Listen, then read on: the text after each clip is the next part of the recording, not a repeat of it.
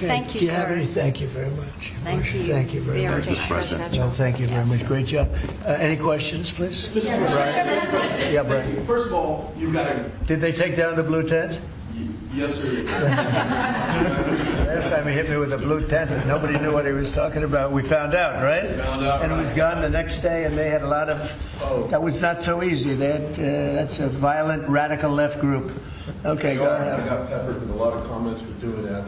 They still have their First Amendment right, though. They're still out there protesting. Well, You've got an amazing team behind you. You've done an awesome job for D.C. I want to get ahead of a story that I think might come out. You pushed out an email earlier today really showing dozens and dozens of local media in Memphis highlighting all of the violent crime in that city. So they have no problem reporting the crime, but when you show up to solve it, they're going to run around town looking for that one person that says, we don't want Donald Trump in our city. What can you say to the media there in Memphis, Tennessee, to help let them know the people want you there in their city? Well, I'm not sure they found that person, you know, because I saw them doing some interviews, and it looked like they were looking, but they were very... In fact, that producer, that person, I think they lost their jobs, because everybody was saying, we want Trump to be there, they want the people right here to be there. Look, it's very simple. In Chicago, they're getting beat to hell, they're being shot. If you lose 6 or 7 people die over a weekend, they consider that a successful weekend.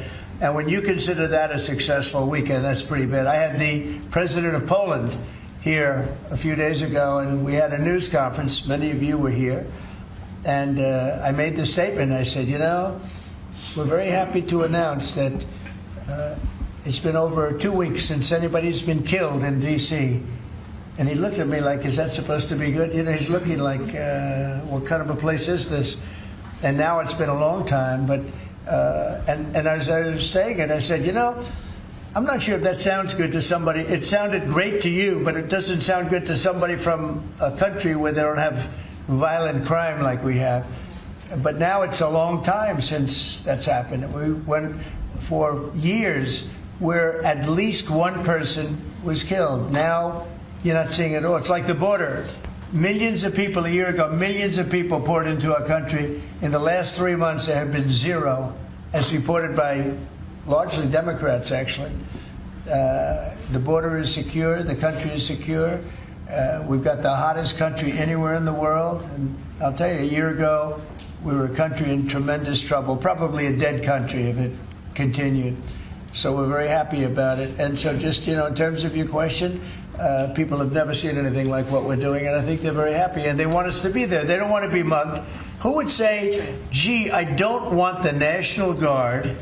And you need that in terms of numbers. And also, you look at those guys, I looked at them, they're rough guys. They're, you know, the Supreme Court voted recently on merit. We're a merit-based country again. I said they had tremendous courage to do that. We're a merit-based country again. When I looked at the people that were patrolling the streets for the National Guard and for others, I could see we're merit-based. They were rough-looking, they were tough-looking, and they love our country. So that's where we are, Brian. Thank you. Thank you very much. Yeah, please. Yes.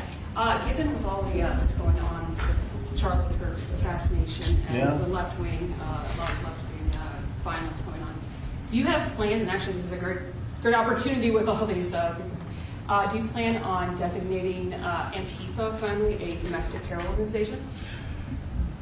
Well, it's something I would do, yeah. If I have support from the people back here, I think we'd start with Pam, I think. But I would, if you give me, I would do that 100%. And others also, by the way. But Antifa is terrible. Are there other groups that you can think of? There are other groups, yeah. There are other groups. We have some pretty radical groups, and they got away with murder. And also, I've been speaking to the Attorney General about bringing RICO against some of the people that you've been reading about that have been putting up millions and millions of dollars for agitation. These aren't protests. These are crimes, what they're doing, where they're throwing bricks at cars of ICE and Border Patrol. And they come in with a beautiful new car. They're so proud. It's Border Patrol, ICE, you know, it's got whatever it is. And they're throwing rocks at it. And after 50 yards, it looks like an old beat-up vehicle. It was just brand new. It was just bought for the purposes. And they don't have to take that anymore. I let it be known. We'll take responsibility. They don't have to take it anymore. And they don't want to take it. They were told by a past administration. It became almost a culture. If somebody throws a rock at you, do nothing. If somebody spits in your face, do nothing. And I say, when they spit, you hit. Do whatever you want. You do whatever the hell you want. I watched it so sick it made me. For 4 years, I had to sit home and watch people screaming at policemen and spitting in their face, and they weren't able to do anything. They just had a grin and bear it. They're standing up like a piece of steel. And a woman, in many cases, women, you can see they're professional agitators. I had one the other night. I had 4 the other night, all in one group, total phonies.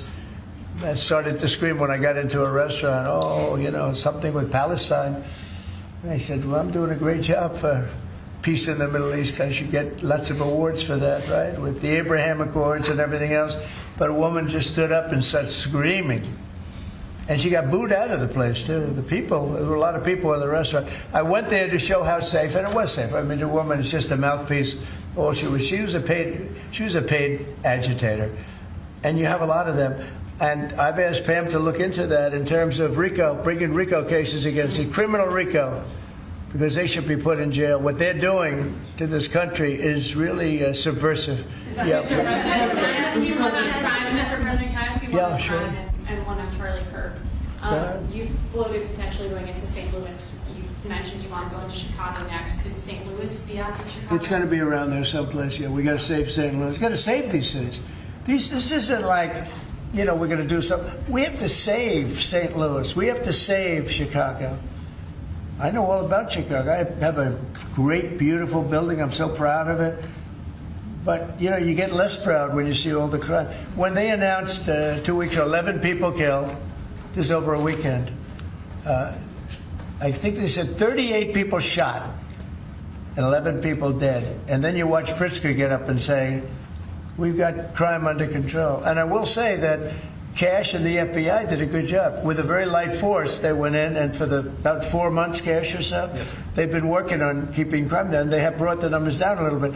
But those are the easy numbers. You know, the first 20, 25% are the easy numbers. That's where it gets. Then you have to bring in the big forces, right, which is what we always intended to do. But I think the FBI's did a very good job. In particular, in Memphis and Chicago, they burned down a little bit.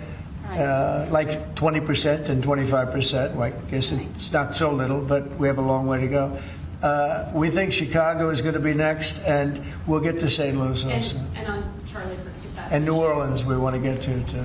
Your FBI is investigating the potential role of left-wing organizations in the assassination. I'm wondering if you think if Charlie Kirk's assassin worked alone or he worked with it. I don't know. I mean, I can tell you he didn't work alone on the Internet, because it seems that he became radicalized on the Internet. That's just by watching same things that you're watching and hearing. It looks like he became radicalized over the Internet. And it seems like he has wonderful parents, brought in a wonderful neighborhood, smart guy, great boards, great marks, great student. And then something happened to him over a fairly short period of time. It looks like he was radicalized over the Internet, and it's radicalized on the left. He's a left. I have a lot of problems with the left, and they get protected, and they shouldn't be protected. But as you understand, I think, very well from the tone of your question. Thank you very much. On Venezuela, on Israel. First on Venezuela, what can you tell us about this Venezuelan boat that was taken out? And do you plan to provide proof that these were narco-terrorists who were on their way to the U.S.? Well, we have proof. All you have to do is look at the cargo that was, like, it's spattered all over the ocean. Big bags of cocaine and fentanyl all over the place. And it was, plus we have recorded evidence that they were leaving. We've recorded them. It was very careful, because we know you people would be after us. We're very careful. The military has been amazing. And General Kane showed me a little while ago the clip, but you could actually see it. But you don't have to see it, because we have recorded proof and evidence. We know what time they were leaving, when they were leaving, what they had, and all of the other things that you'd like to have. But we have noticed that there are no ships in the ocean anymore. We're seeing that there's like no ships, no, you know, when the first one we went, there were hundreds of boats. Now there are no boats. I wonder why. meaning no drugs are coming across. Probably stopping some fishermen too. I mean, to be honest, if I were a fisherman, I wouldn't want to go fishing. Just a nice, let's take a little trip, because I'd say, man, if maybe they think I have drugs downstairs. I don't want that.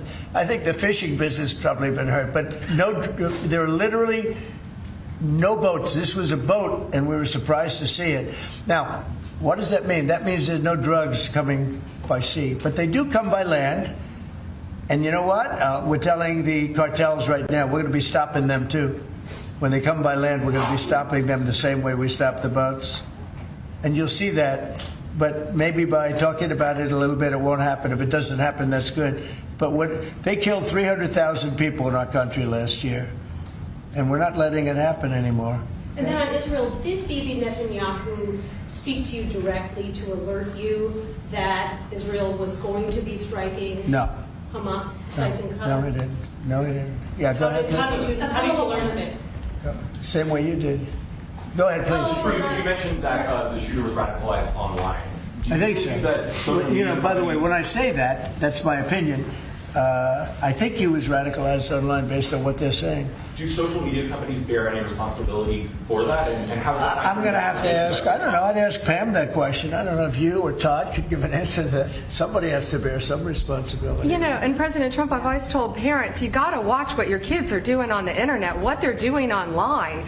What they're listening to, what they're reading. They're all online. They're all on their phones all the time. Parents have got to monitor that, because this starts when you're young. This starts when you're young, when you listen to these groups, when you watch these shows, and parents have got to just be vigilant. So sure, that's part of it, and they're meeting kids online who they think are kids, and they can be anywhere in the world and talking to them, and yeah, they are being radicalized. Mr. President, he went bad, and he just went bad very quickly in a sense, because he sort of led a very normal life, a life of, great education, schools, everything else, but somewhere along the line something happened. Yeah, please. Thank you, Mr. President. How will you send the National Guard into Chicago without the cooperation of the governor and the mayor? Well, if they do cooperate, that's good. If they don't, it's not going to matter to us at all. You know who wants to help us? Police department. They have no respect for the governor. They have no respect for the mayor. They respect us. And we found that in Washington. We haven't had total support in Washington from government, as you know, from everybody. I don't want to say the mayor because she was better than most, but we haven't had great, but we have had great support from the Metropolitan Police. They're like brothers of these people. They're really like brothers. You see that. They work together. And so if the governor wants to support, as I said to Bill, it's going to be his proudest moment. What he's going to do, the governor of Tennessee, what's going to happen with Memphis. In 3-4 weeks, we'll stand together and we'll say, look at this. The crime has almost disappeared, maybe completely disappeared. In Washington, they don't even know how to record it because it's down so much. They've never heard. I heard 87% is down. I said, really? Who are the 13%? Because it's more than that. It's actually more. Hard to believe, right? You're going to have the same results in Chicago. And we hope we have the governor's help, but if we don't, we're doing it without him. And on social media, Mr. President, you had the framework that's been agreed to with TikTok, for example. Will China continue to have a stake in the company? Well, we haven't decided that, but it looks to me, and I'm speaking to President Xi on Friday for confirmation of that, and, frankly, more importantly, a big deal. And we've had very good meetings. As you know, we were in Europe, our people, Scott Bessent and Jameson Greer, and others. And it was a very big meeting with China. And, they're treating us with respect. We treat them with respect, too.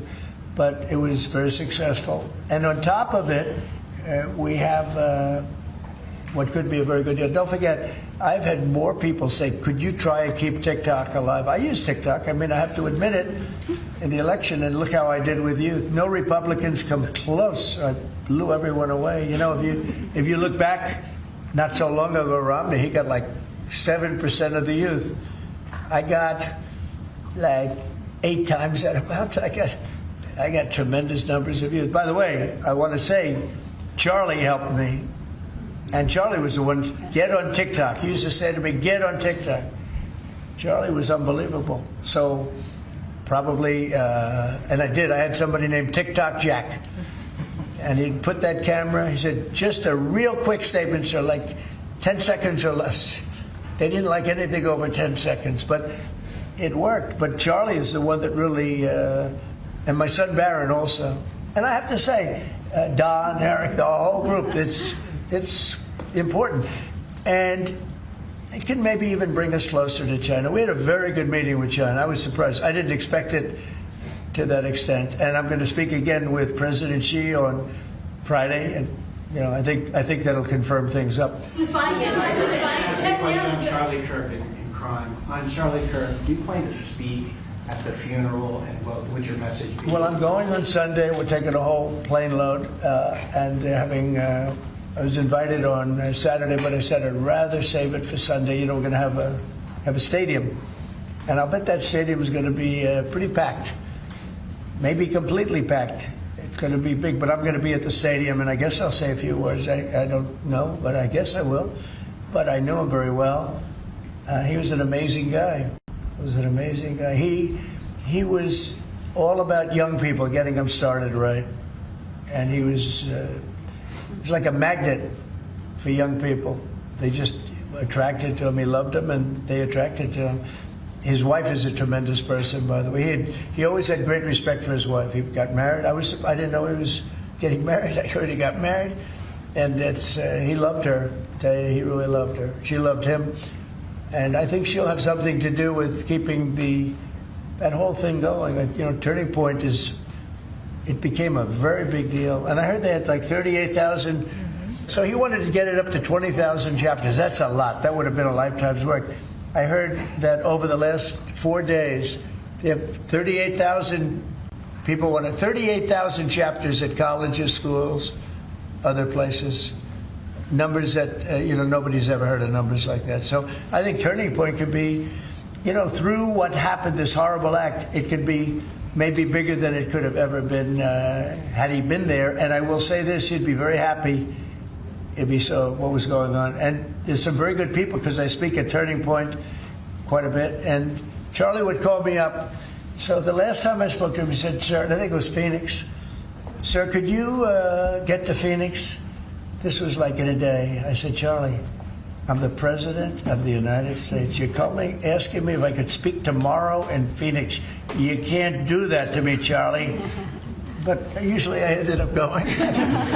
He was great. He was a great guy, and he didn't deserve this. He didn't deserve this, believe me.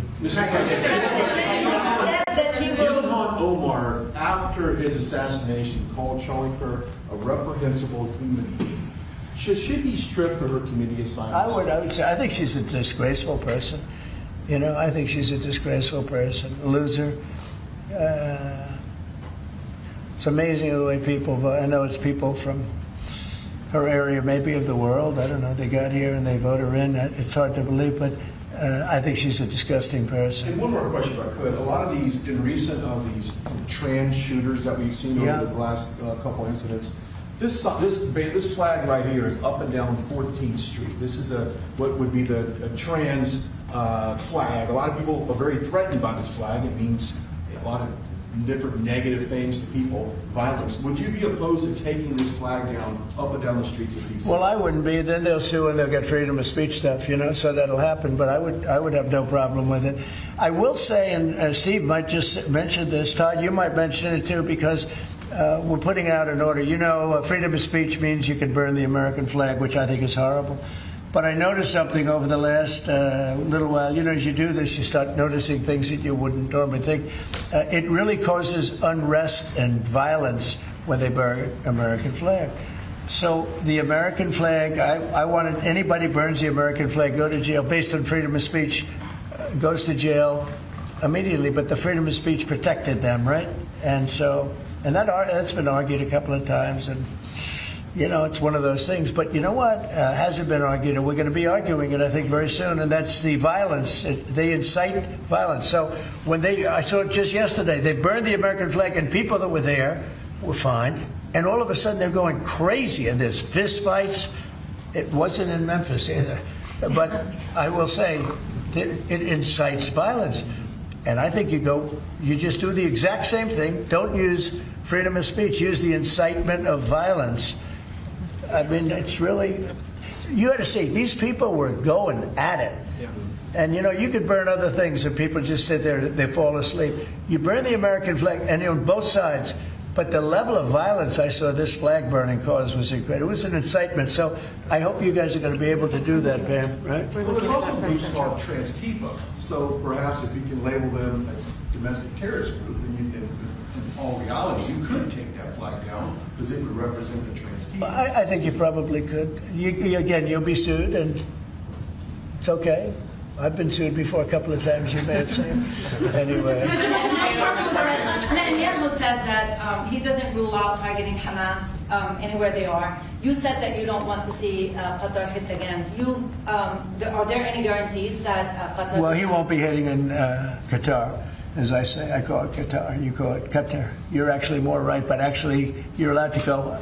The Emir said, you can say it any way you want, but I've always thought of it as Qatar. I think it's a beautiful sound. And actually, they've been a very good ally. And a lot of people don't know that. But he won't be hitting Qatar, but he will be maybe going after. Now, there was an article that I read in a newspaper just about an hour ago where Hamas said they're going to use the 20 hostages as human shields. They're going to bring them up from the dark tunnels, and they're going to put them in the line of fire so that if Israel goes forward, they're going to die. And I thought that was very terrible, and I put out a statement on that. You saw that. Mr. President, I want Charlie Kirk, in retrospect, given all of the moving ways that this White House has paid tribute to Charlie Kirk, right. Do you think it would have been fitting to lower the flags to have staff when Melissa Hortman, the Minnesota House Speaker, was gunned down by an assassin as well? I'm not familiar. The Minnesota House Speaker, a Democrat, who was assassinated this summer. Well, if the governor had asked me to do that, I would have done that. But the governor of Minnesota didn't ask me. I didn't. I wouldn't have thought of that, but I would have if somebody had asked me. People make requests for the lowering of flag, and oftentimes you have to say no because it would be a lot of lowering. The flag would never be up. Had the governor of Minnesota asked me to do that, I would have done that gladly. And given the killing of Melissa Hortman, the attack on Paul Pelosi, the attack on Gabby Giffords, the attack on the Pennsylvania governor's mansion, why make the case that violence is only on one side? It seems to be taking place. I didn't say it's on one side, but I say the radical left causes tremendous violence, and they seem to do it in a bigger way. But the radical left really is caused a lot of problems for this country. I really think they hate our country. Okay, yeah, please. This may be related to the RICO work that you're doing, and I'd like to confirm. And we are really looking at that seriously. Vice President Vance was speaking with Stephen Miller earlier today about targeting NGOs that they were saying foment violence. Right. Is that? Can you speak more to that? And what NGOs specifically are you looking to target, sir? A number of them. Steve, please. Yes, so I believe what you're referring to is there are these nonprofit entities that organize, as the President mentioned, attacks on ICE officers, attacks on Border Patrol agents, organized doxing campaigns, which are a violation of federal law. They break off cement and they bring it into riots. They have organized drop points for weapons, organized drop points for gas masks, organized drop points for all the materials necessary to launch a riot. And of course, you saw that during the Black Lives Matter riots as well, too. So there's this whole network of organizations. And I think the key point the President's been making is somebody is paying for all of this. This is not happening for free. And so under the President's direction, the Attorney General is going to find out who is paying for it, and they will now be criminally liable for paying for violence.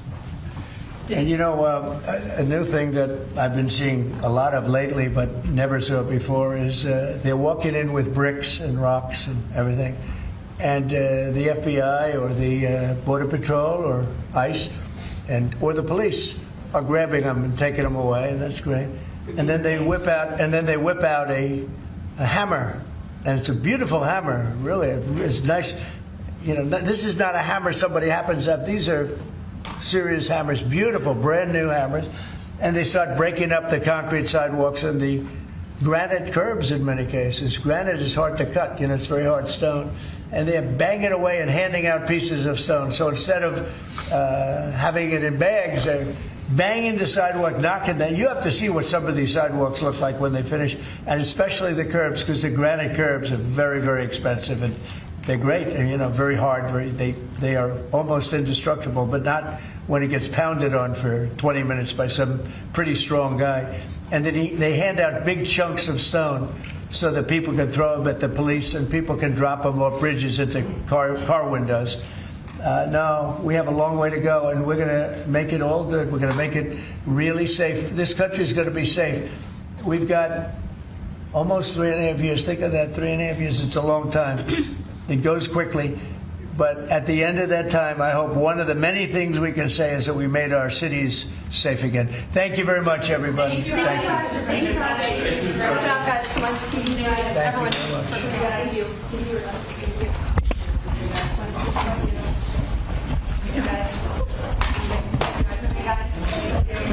Moving, everybody. Thank you.